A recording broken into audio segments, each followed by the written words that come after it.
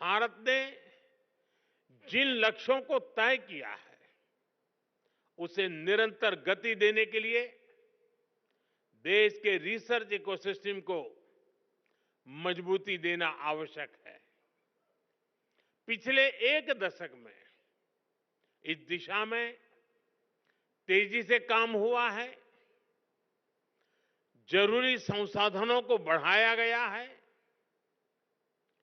2013-14 में R&D पर gross expenditure केवल 60,000 करोड़ रुपए था। हमने इसे डबल से भी ज्यादा बढ़ाकर 1.25 लाख करोड़ रुपए से भी ऊपर कर दिया है। देश में कई state of the art research park भी स्थापित किए गए हैं। लगभग 6,000 उच्च शिक्षा संस्थानों में रिसर्च एंड डेवलपमेंट सेल्स की स्थापना की गई है।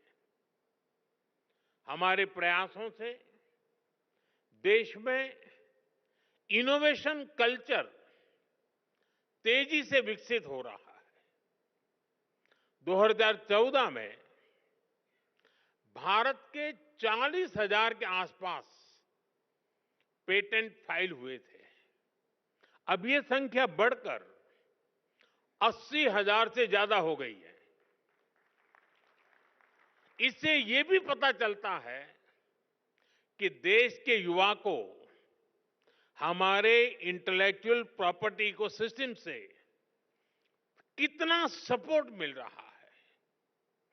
देश में रिसर्च कल्चर को बढ़ावा देने के लिए 50,000 करोड़ रुपए के अनुसंधान नेशनल रिसर्च फाउंडेशन की स्थापना की गई है।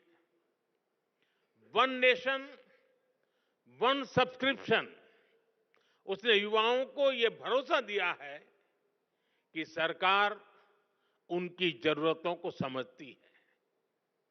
आज से इस योजना की वजह से उच्च शिक्षा हासिल करने वाले छात्रों की पहुंच वर्ल्ड क्लास रिसर्च जर्नल तक आसान हो गई है।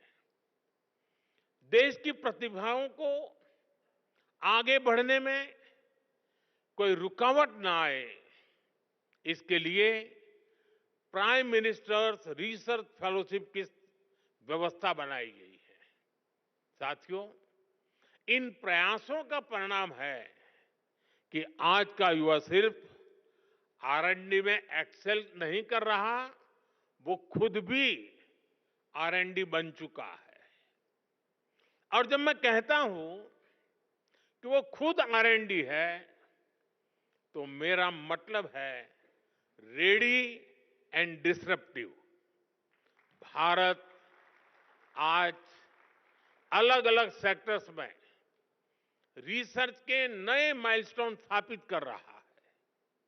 पिछले साल भारत ने दुनिया का सबसे लंबा हाइपरलूप टेस्ट ट्रैक कमीशन किया। 422 मीटर का ये हाइपरलूप इंडियन रेलवे के कोलैबोरेशन से IIT मद्रास में डेवलप किया गया। IISc बेंगलोर के साइंटिस्ट ने भी एक ऐसी टेक्नोलॉजी डेवलप की है जो नैनो स्केल पर लाइट को कंट्रोल करती है। IISc में ही रिसर्चर्स ने ब्रेन ऑन चिप टेक्नोलॉजी विकसित की है। ब्रेन ऑन अ चिप यानी एक मॉलिक्यूलर फिल्म के अंदर 16,000 से ज्यादा कंडक्शन स्टेट्स में है।